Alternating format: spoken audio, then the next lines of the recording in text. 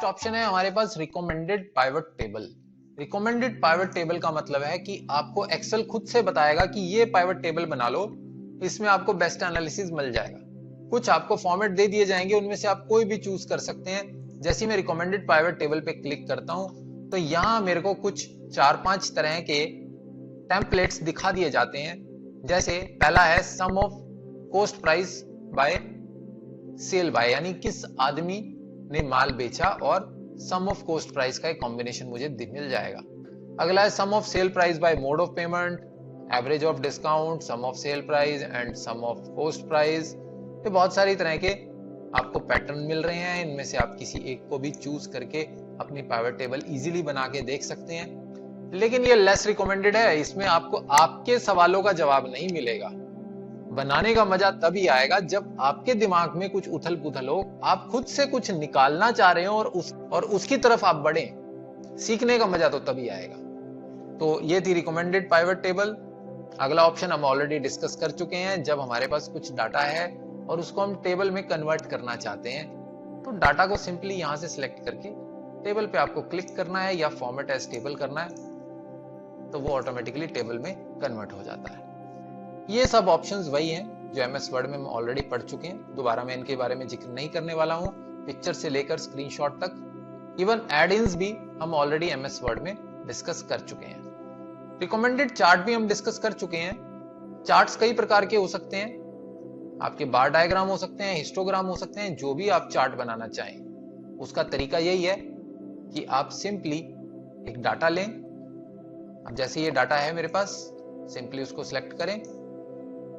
आप recommended chart पे भी क्लिक कर सकते हैं, उसमें आपको सजेशंस दे दिए जाएंगे कौन सा चार्ट आपके लिए बेस्ट है। उसके बाद आप रिकमेंडेड लें या अपने अकॉर्डिंगली कोई भी चार्ट लें और अपने डाटा को मैनेज कर सकते हैं। लेकिन एक चीज का ध्यान रहे, एक आपको जनरल टिप दे रहा हूं, ये डाटा चार्ट बनाने लायक नहीं है अभी फिलहाल। क्यों? क्योंकि इसमें आप देखिए रिपीटिशन है। उसके लिए आपको पहले इनका टोटल लेना पड़ेगा, आपको फ्रीक्वेंसी निकालनी पड़ेगी।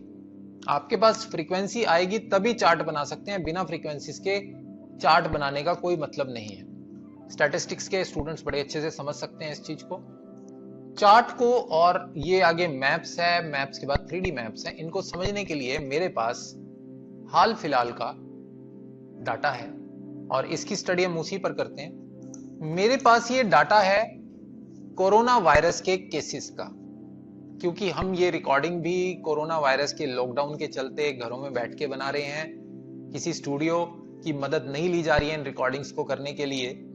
आप यूं समझें कि that it is the best utilization of time and resources. तो अभी ये आज का ही डाटा है, इस पर मैं आपको charts, maps and 3D map ये समझाने वाला हूं। सबसे पहले तो डाटा को अरेंज करेंगे। ये जो डाटा लिया गया है ये worldometers.info से लिया गया है 10 अप्रैल 2020 को, यानी आज की डेट को। लेकिन इस डाटा में कुछ त्रुटियां हैं। अभी वो त्रुटियां ऐसी हैं कि हम इसको इंस्टेंटली चार्ट में या 3D मैप में कन्वर्ट नहीं कर सकते, हमें कुछ करेक्शंस करनी पड़ेगी। अननेसेसरी जितनी वैल्यूज हैं वो हमें डिलीट करनी है, जिनसे हमारा कोई लेना देना नहीं। उसके बाद नीचे चल के देखते हैं, नीचे भी कुछ अननेसेसरी वैल्यूज हैं शायद। हाँ, ये फालतू का डाटा भी हम डिलीट कर देते हैं। टेबल का टोटल नीचे भी है और ऊपर भी दिया हुआ है, इसको ऊपर वाले को हमें डिलीट करना होगा, अदरवाइज हम भटक जाएंगे, हमारा रिजल्ट सही नहीं आएगा। उसके बाद आप देखिए, जब मैंने ये worldometers.info की वेबसाइट से डाटा कॉपी किया तो ये डाटा 2-2 रोज में कन्वर्ट हो गया।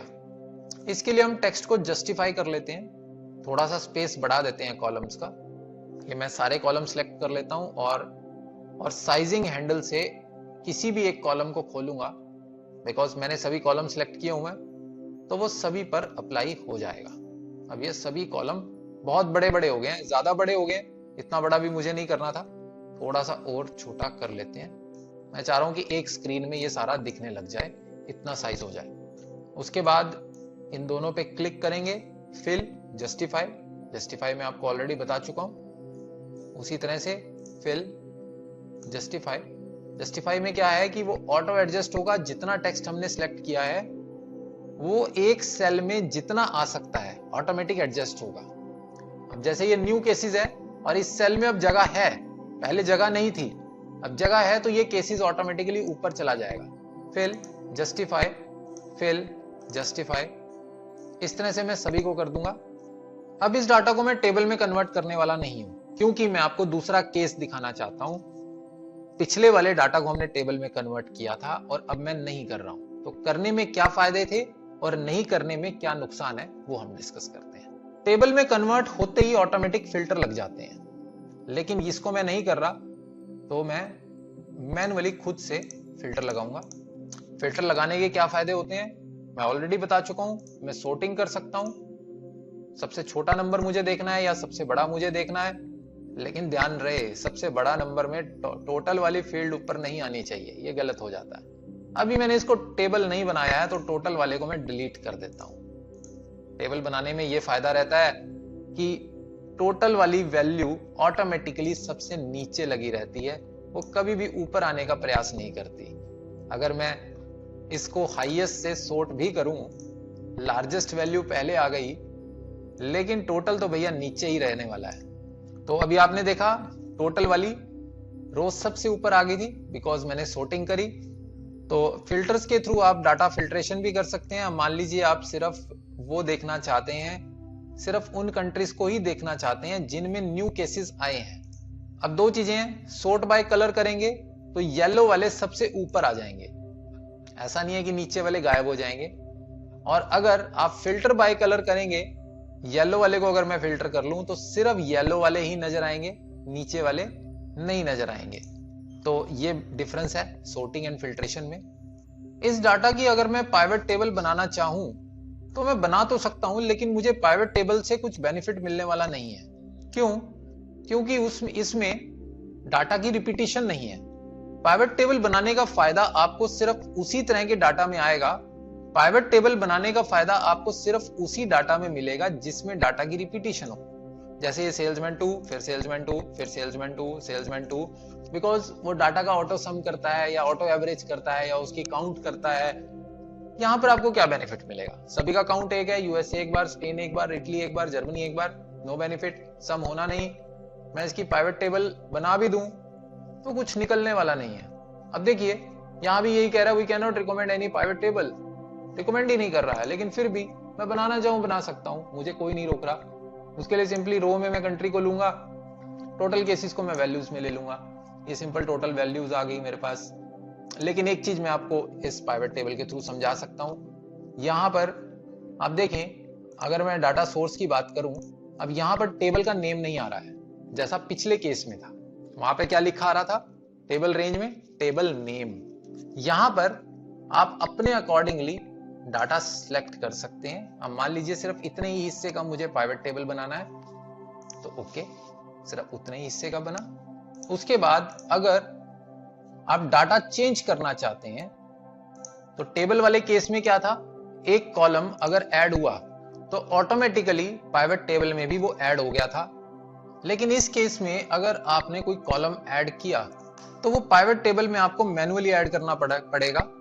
लेकिन टेबल में क्या हुआ था कि कॉलम ऐड होते ही अपने आप पाइवट टेबल में भी वो कॉलम ऐड हो गया था, बिकॉज वो उस मेन टेबल का ही पार्ट था।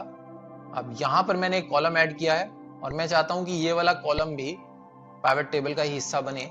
तो आप सिंपली अगर एनालाइज पे जाके रिफ्रेश करेंगे तो कोई फील्ड ऐड होने वाली नहीं है, वहां पर ऐड हो गई थी। तो चेंज डाटा सोर्स करेंगे आप।